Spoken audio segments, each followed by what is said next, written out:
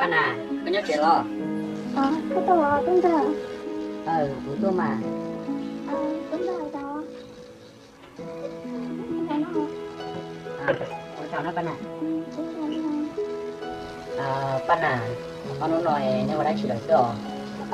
Đúng giờ cái nó đang rất là sợ nhưng mà đã chưa. Và cái lòng tôi chưa đã chỉ là cha. Cái chuyện đời có lên nhớ từ. Nó có hơn được cái tà hả? Do mà giờ lên đây có những cái chuyện này mà đã chỉ là. Tụi mình theo tụi mình rồi cái thật lo đúng giờ. Lo bạn à. Giờ lên đây nó có bộ khẩm cha. Giờ chưa có khẩm nó cảm thấy có mua xin à.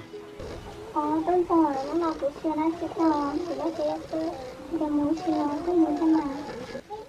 Linda mà bạn à, giờ Linda nó cho có được bạn tâm một cái chè, ít một ít lấy mà lo giờ. Thì ở lên mà đúng giờ. Mới mùa.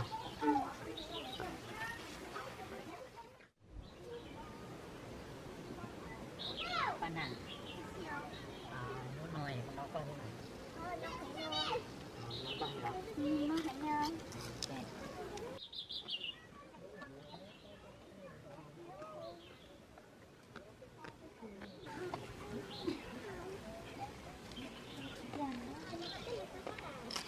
Bạn à, cái mối chắc nào?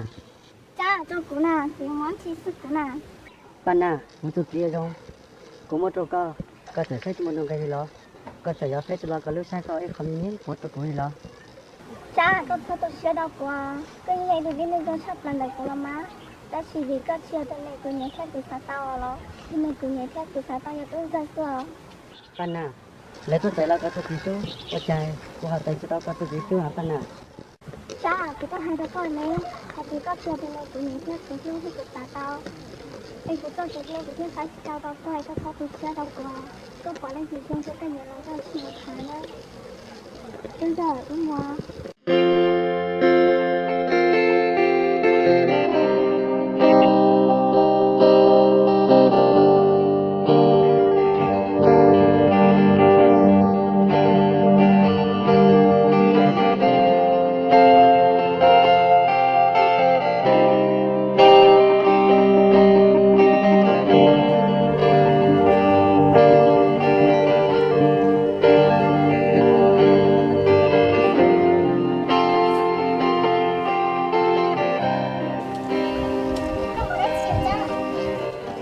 Cũng một hỏi sao nữa.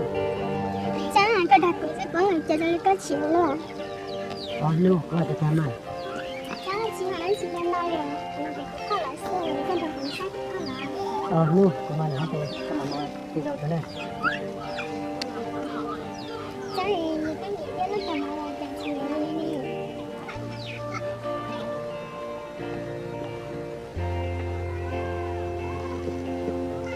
Bạn à, tôi nói, nhưng mà họ tên mà. Bạn à, để tớ con thì chúng mà chỉ giống con này. Của bọn nó mới có cho tôi nó này. Ở đi mà, chỉ mà tớ con.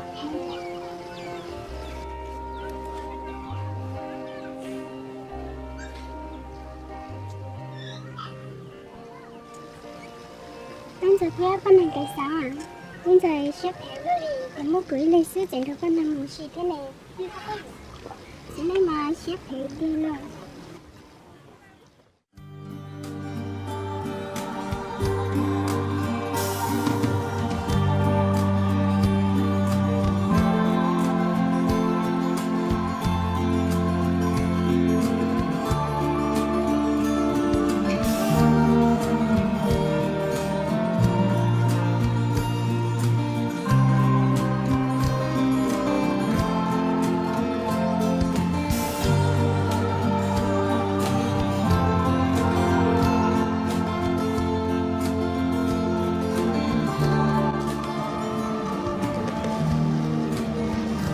Bây giờ có nói đâu?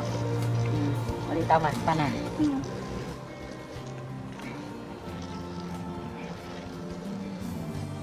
Bây giờ khi chị đàn này đã thấy cơ mà cái giao cũng được không nhớ. Bạn à, bây giờ nhảy theo lưu cây lên xí. Chỉ mà, bây giờ hai tia, cô nhảy theo của chính gan. Thì chỉ tóm ba lại. Bây giờ lên đây có xin đến vào của sự sẽ biết cho nó. Cô mà ta cho cơ mình cho của nhỏ nó. Xếp tay cho nó lo thế là cái tôiយកក៏ទៅទៅយកក៏nó bị đang có lo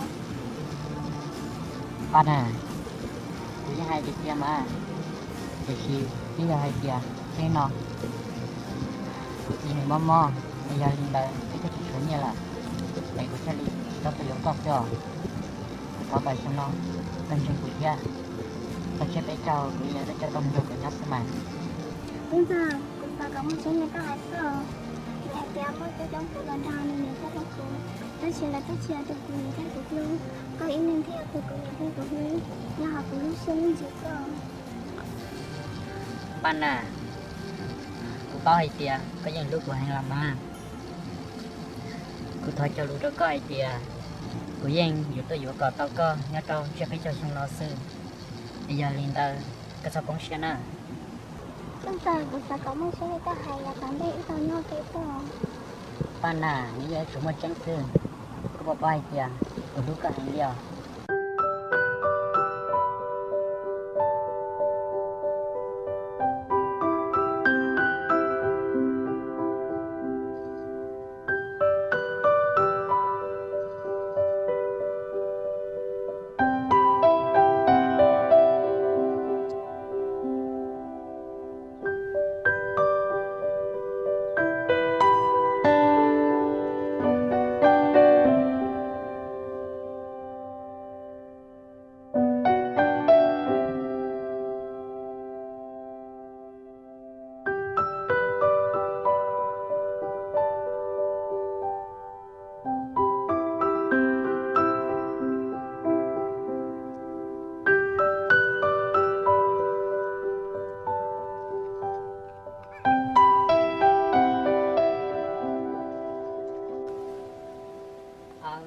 con đâu cái gì chị lo cái đó là đơn giản của tôi mang con nu bây giờ linh đời con này thấy cái gì con nhớ chèo của nhà kia của chị đã xin nhắc chào đơn giản sự của đi này sao lo con nu giờ linh đời nó thì con thấy cái là tao mà ta nói là chị có chị sẽ biết sao bây giờ thấy có chờ giờ linh đời nó thì con thấy cái là này em đi làm mà giờ linh đời thì cũng hơi lụt ra còn một là cái gì mà khi đi đùa em đi làm thì mình có thể đơn giản đây à